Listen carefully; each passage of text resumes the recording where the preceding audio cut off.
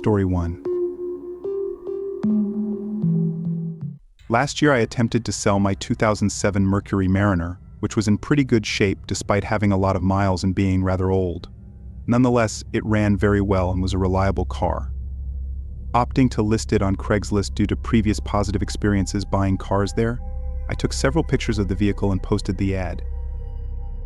On the second day, I received a text message response from a man named Owl, expressing interest in purchasing the car. He appeared confident about it from the start, and since I had set a reasonable price, I provided him with my address for a viewing. Living in an apartment building, I didn't perceive any risk in sharing my address, as the complex had multiple buildings, making it unlikely for Owl to determine which apartment was mine. We arranged for him to visit the following day after his work at 9 p.m. Preparing the car for the viewing, I cleaned it out in anticipation of the potential sale. When the appointed time arrived, I left my apartment and headed to the parking lot, where Owl soon parked nearby. He emerged from his vehicle, a burly man adorned with numerous tattoos, standing about 6 feet tall and weighing around 250 pounds. After introductions, I showcased the Mariner to him, and he inspected it thoroughly. Following a brief period, Owl expressed interest in taking it for a test drive. Accompanying him, we drove around the block and nearby streets. He conveyed satisfaction with the vehicle, leading me to believe a sale was imminent. Upon returning to the apartment complex and parking the car in its original spot, Owl unexpectedly announced that he needed more time to consider the purchase. Disappointed by the sudden turn of events, I reluctantly bid him farewell. As we parted ways, Owl surprised me by asking if he could use my bathroom quickly. This seemed sketchy, I thought to myself. Why did he think it would be okay with me for him to use my bathroom? I voiced my concern, saying no to his request, and started walking away. The situation felt suspicious, and I was afraid it might be some sort of setup. I definitely didn't want this guy coming into my apartment. He lingered around by my car, and although my apartment building had both a side door and a front door, I decided to head towards the front. I left him standing there and made my way inside. There was a slight fear that he might follow me, but when I glanced back upon reaching the front doors, he was nowhere in sight. This reassured me, and I entered the building. Once inside, I turned right and entered the elevator, taking it up to the 3rd floor where my apartment was located. Stepping off, I started walking to the left, but then I spotted him entering the hallway from the door, at the end, leading to a stairwell. What on earth was he doing here? Initially moving towards my door, I saw him heading in my direction. I quickly changed course, turning and walking the other way. Suddenly, I heard him start running towards me, prompting me to sprint to the end of the hallway. As I reached it, I darted into the stairs on the opposite side and descended. With Owl in pursuit, I made my way into the underground parking garage beneath the building. Racing across it to the far end, I managed to gain some distance. Despite this, I could still hear him chasing after me. Reaching the stairs on the other side, I ran up to ground level and exited through the side door. Once outside, I hurried to my car, got inside, and drove away. Calling the police as I left, I informed them about the situation. After circling the nearby streets for a few minutes, I returned. Owl's car was still there, but he was nowhere to be seen. The police arrived shortly after, and I didn't re-enter the building until they did. To my surprise, they discovered Owl attempting to break into another apartment. It became apparent that he had never been interested in buying my car. He was likely planning to rob me or worse. Story 2. One time, years ago, I was in the market for a TV and decided to browse Craigslist. I often found great deals or even free items there, although caution was always necessary. Upon discovering a promising ad for a reasonably priced TV, I reached out to the seller, expressing my interest in purchasing it. Within an hour, I received a response from a woman named Joy, confirming that the TV was still available. She provided an address and instructed me to come over the following night to make the purchase. The address seemed to be in a nearby neighborhood, so the next day, I prepared the cash and headed there. Arriving around 7 p.m., I parked in front of the house, situated in what seemed like an average neighborhood. When I knocked on the door, it was swiftly answered by a woman in her 30s with dark hair. She welcomed me inside, apologizing for the mess of boxes strewn around the living room. Joy mentioned that the TV was in her bedroom and led me down the hallway. Opening the bedroom door, she gestured for me to enter. However, upon stepping inside, I realized the room was empty. Before I could react, the door slammed shut behind me, locking me in. It all happened so fast Joy hadn't even entered the room. I attempted to open the door, but it was locked from the outside. Confusion and panic set in as I knocked and called out to Joy, but received no response. After several futile minutes, I accepted that I was trapped. With no furniture in the room, I was left alone in an eerie silence, wondering what was happening outside the locked door. I grabbed my phone and attempted to call my friend, but I couldn't get a signal. That seemed strange. Trying to open the door and calling for help yielded no response. It became evident that nobody was coming to my aid. Puzzled and anxious, I scanned the room, wondering what was happening. After several minutes, I heard noises emanating from outside the room, seemingly from the living room area. It was Joy and a man conversing, although I couldn't discern their words. Despite yelling out, I received no reply. Frustrated, I tried to open the window, but it wouldn't budge, further fueling my anger. Returning to the door, I pounded on it fiercely, desperate to break it down. Suddenly, a man's voice from down the hallway shouted at me to stop. Unsure of what these people were capable of, I hesitated briefly before taking action. Retrieving my phone, I turned up the volume and played the most annoying alarm noise, placing it at the far end of the room. Concealing myself behind the door, I waited. Within moments, footsteps approached the room, and the door swung open, revealing the man. As he moved towards the noisy phone, I emerged from my hiding spot, darting past him and fleeing the room. He attempted to grab me, but I narrowly evaded his grasp. Racing down the hallway, I encountered Joy in the living room, who tried to impede my progress. Dodging past her, I reached the door, with the man now in pursuit. Swiftly unlocking my car, I jumped inside and sped away. Unfortunately, I had left my phone behind, rendering me unable to call the police immediately. Stopping at the nearest gas station, I entered and asked the employee to contact the authorities. When they arrived, we returned to the house, where my phone was found abandoned on the street nearby. The perpetrators were nowhere to be seen, and it was revealed that they didn't actually reside in the home. It was rented by someone else. Unsure if they were ever apprehended, I discovered that the Craigslist post had been removed. After that harrowing experience, I vowed never to use Craigslist again. Story 3. Roughly 2 years ago, I decided to sell my old phone on Craigslist after upgrading to a new one. The phone was only 2 years old and in good condition, so I thought it would attract buyers. After considering eBay, Facebook Marketplace, and Craigslist, I opted for the latter, prioritizing a quick sale over making a profit. Listing the phone at a reasonable price, I received a text message expressing interest within a few hours. The potential buyer, Molly, seemed eager, so we arranged to meet the following day outside a local strip mall, conveniently located for both of us. When we met, the transaction went smoothly, and Molly purchased the phone without any issues. Everything appeared normal during our brief interaction, and there were no red flags. However, things took a strange turn in the days that followed. Molly began texting me, initially asking me to come over, and then inquiring if she could visit my place. It was unexpected and out of context, considering our interaction had been solely about the phone sale. At first I wondered if she had the wrong number, but then she mentioned my name, indicating she was indeed contacting me intentionally. I had no interest in pursuing any further interaction with Molly beyond the sale, and her persistent texts, which continued late into the night and into the next morning, left me feeling uncomfortable and confused. Once again, Molly persisted in her attempts to come over, ignoring my previous attempts to deter her. Feeling increasingly uncomfortable, I lied and told her I had a girlfriend, hoping she would take the hint and leave me alone. However, Molly disregarded my statement, insisting it didn't matter, and continued texting me as if we were close friends, asking about my activities. Feeling bewildered by her behavior, I asked her to stop, but she became angry and started hurling insults at me.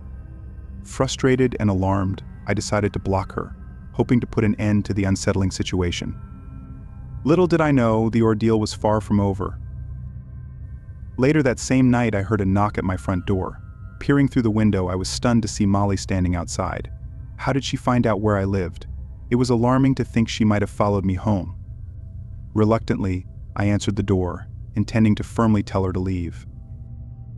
However, as soon as I opened the door, Molly launched into a tirade of curses and refused to leave. Growing increasingly aggressive, she attempted to enter my house. In a panic, I slammed the door shut and locked it, but she persisted, banging on windows and trying to force her way inside. Realizing I needed help, I called the police and waited inside. Molly continued her relentless assault on my home, banging on windows and attempting to open doors. Even when I tried to reason with her through a window, she remained undeterred. Thankfully, the police arrived and were able to intervene, putting an end to Molly's alarming behavior. Subsequently, I obtained a restraining order against her, as I couldn't comprehend why she fixated on me so intensely. I suspected drugs might be involved, but I couldn't say for sure. This experience served as a stark reminder to exercise caution when using platforms like Craigslist or Facebook Marketplace. Story 4. For context, I reside in a tranquil neighborhood characterized by spacious properties, typically spanning 2 to 3 acres each. During the incident I'm about to recount, my wife was away, leaving me alone at home after I finished mowing the lawn. As I checked my phone, I noticed a text from an unfamiliar number, claiming to be from Craigslist and asking if they could visit. Now, I had never used Craigslist, and I doubted my wife had either. I replied, informing them they had the wrong number, and that I didn't use Craigslist. However, their response, containing my exact address, unnerved me. They followed up with, "This is your address," right? I was perplexed and chose not to respond, hoping it was some sort of prank. Several hours later, I received another message from the same number, asking if they could come over. I promptly replied, declining their request and stating that I had nothing for sale. Hours passed before I received another message around 10 o'clock, simply stating, "I'm here." This message sent shivers down my spine. Curious and cautious, I moved to the living room and peered out the window, but the darkness of the night obscured my view. I didn't see any cars in my driveway or on the road. Returning to the family room, which adjoined the living room, I sat down on the couch. Moments later, I received another text instructing me to check the front window. With a sense of dread, I complied and stepped into the living room. There, standing outside the window, was a man staring at me with wide, unsettling eyes. I didn't recognize him at all. In a panic, I dialed the police. The man remained motionless for a minute before suddenly darting away. By the time the police arrived, he had vanished. After blocking the number and ensuring my safety, I remained vigilant, checking the front window repeatedly, but he never returned. To this day, the incident remains a mystery. How did he obtain my address, and who was he? I have no answers. Story 5. I have a Craigslist horror story that I'd like to share, serving as a cautionary tale for those using such websites. A few years ago, I was selling my old MacBook Pro laptop. It was still fairly new, and since I had received a new one from work, I decided to put it up for sale on Craigslist for $1,000. It was a reasonable price considering its condition and value. Within 24 hours of posting the AD, I received a text from someone expressing interest in buying the laptop. I confirmed the price of $1,000 and suggested meeting in a public place for safety reasons. The person proposed Walmart, which seemed like a reasonable choice due to its high visibility and foot traffic. However, what raised a red flag was the person's insistence on meeting at 10 p.m. or later, claiming they worked overnight shifts. Despite my reservations, I agreed to the meeting time. When I asked for their name, they identified themselves as Derek, providing only a vague description of being of average height with dark hair. Despite the uncertainty, we settled on meeting at 10:15 p.m. the following night at Walmart. Arriving shortly after 10 p.m., I parked in the middle of the parking lot, which by then was eerily quiet as the store was set to close at 11 p.m. I believe I texted Derek to let him know that I was at the agreed meeting spot. However, he didn't respond for a while, leaving me waiting and growing increasingly frustrated. It wasn't until around 10:30 p.m. that he finally replied, informing me that he would arrive in about 15 minutes. Despite my annoyance, I decided to wait patiently, hoping that selling the laptop would make it worth the wait. As time ticked by and it approached 11 p.m., I was on the verge of leaving when Derek finally texted me, claiming he had arrived and was at the back of the parking lot. Scanning the area, I couldn't spot him from where I was parked, eager to conclude the transaction. I drove towards the rear of the parking lot, where several cars were scattered randomly. Unsure which one belonged to Derek, I parked in a random spot and asked him again for his location. With no immediate response from Derek, I suddenly spotted a car approaching. Assuming it was him, I watched as it drew nearer, only to realize that the driver and passengers were all wearing black ski masks. Sensing danger, I swiftly drove away, prompting the car to follow me briefly. However, as we reached the front of the parking lot, I noticed a police car stationed there. Seizing the opportunity, I drove towards the police car, prompting the car behind me to make a hasty U-turn in the narrow parking island. Thankfully, the ploy worked, and the suspicious individuals disappeared. Relieved, I drove home and promptly blocked Derek's number. Subsequently, I removed my laptop from Craigslist and opted to list it on eBay instead. Story 6. This happened about 3 months ago. My roommate and I decided on getting a used couch, so I thought Craigslist would be a great place for used furniture. I scrolled through about 3 pages before finding a black leather couch.